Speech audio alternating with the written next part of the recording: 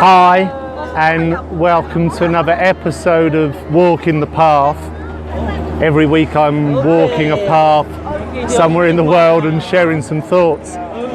Today I'm in Vietnam on top of a mountain, and I'm walking across the Golden Bridge. It's held up by two big stone hands up on top of the mountain. It's being held as a masterpiece really of architecture and engineering, and it is really quite amazing.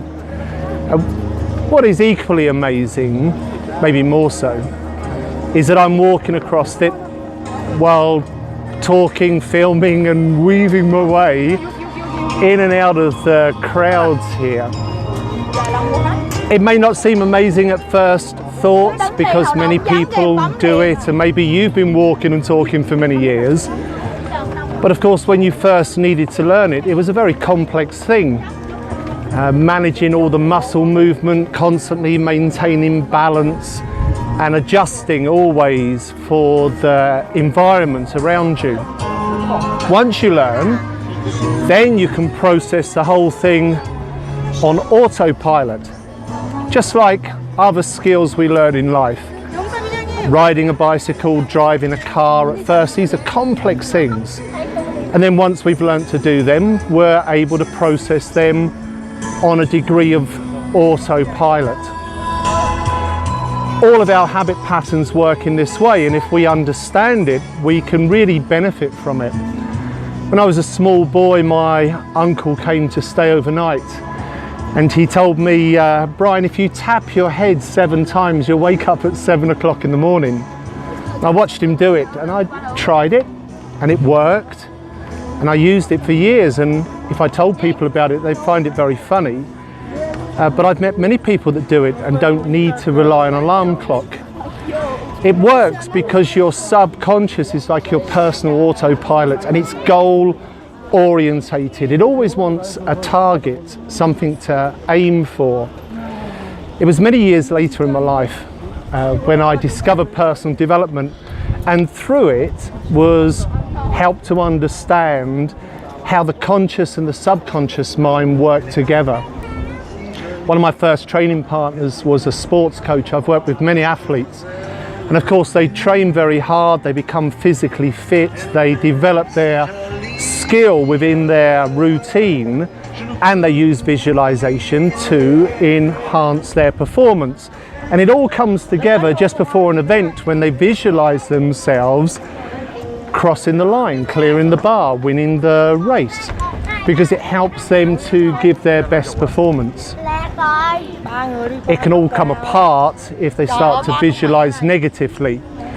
And while that may sound like a strange thing to do, it just happens every time that we worry.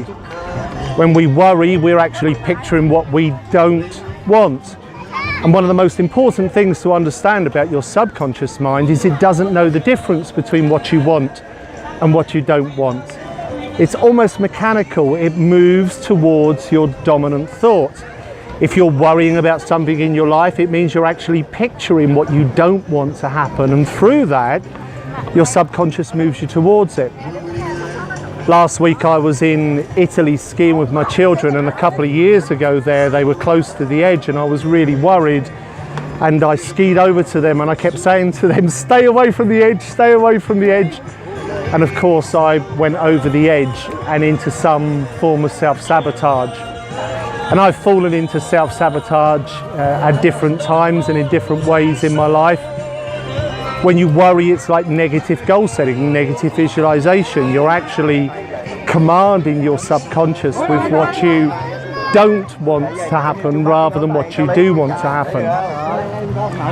To be at your best and to enhance your performance in whatever you do in life, in any area, in any discipline or activity, understand the importance of being aware of your thoughts and choosing to make your positive thoughts stronger than your negative thoughts.